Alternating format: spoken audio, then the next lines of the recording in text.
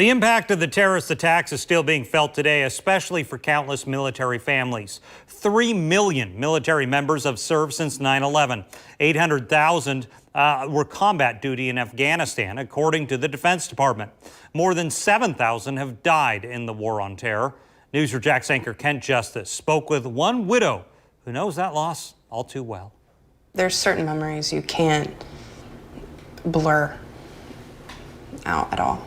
Maggie Beckerman is describing what she remembers of the 9/11 terror attacks. She was a 9th grader, and that moment and these images moved her to want to join America's military. There was that desire afterwards to serve, to do what you can for our nation. And you don't quite know what it's going to be. In 2006, she enlisted in the U.S. Army. I'll be honest, I didn't know what I was getting into. Earned the rank of supply sergeant and was deployed 3 times to the Middle East. Along the way, she met another soldier, Michael Beckerman. She described him as a go-getter. You meet a great guy who pursued you, it sounded like, and won your heart. So tell me about being married to somebody who's also serving that same division, as I understand it. It was rewarding to have someone have that same professionalism, where you have a mission, you need to get something done, or you have a task. Okay, let's go get it. Okay, what do you need to get done? Okay, do you need help? And you respect that individual in the sense that they have something they need to take care of. They were married and kept serving, both deployed to Afghanistan in 2009 and 2010. Among her duties, to take part in a ramp ceremony for those killed in action.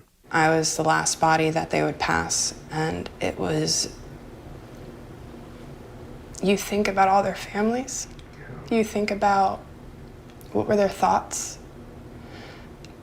And you try to honor them by remaining proud, stoic, and professional.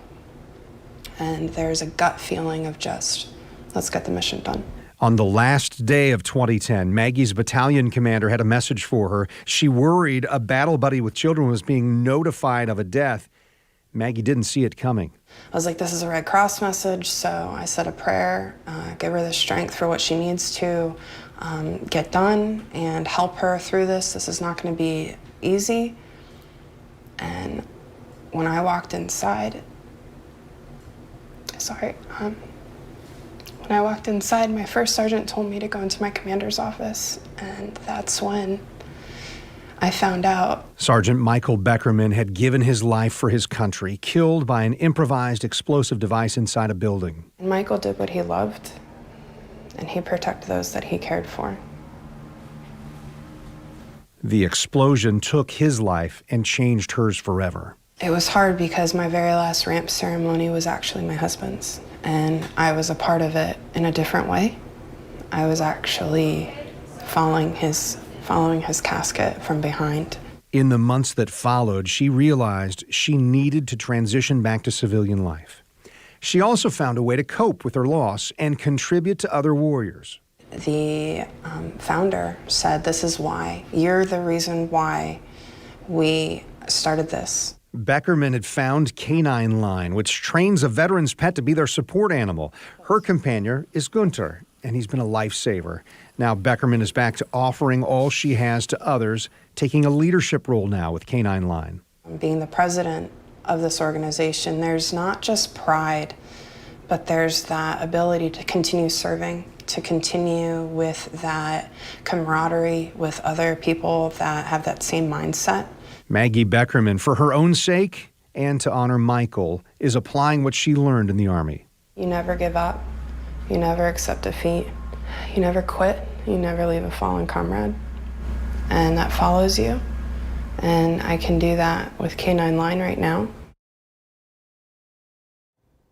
Maggie Beckerman didn't want to offer her opinion about America's recent withdrawal from Afghanistan, saying what she had to say would not be appropriate. Understandably, she does admit to mixed feelings about the war on terror. If you'd like to know more about Canine Line, we've included some information inside this story. You'll find it in the 9/11 section of news4jax.com.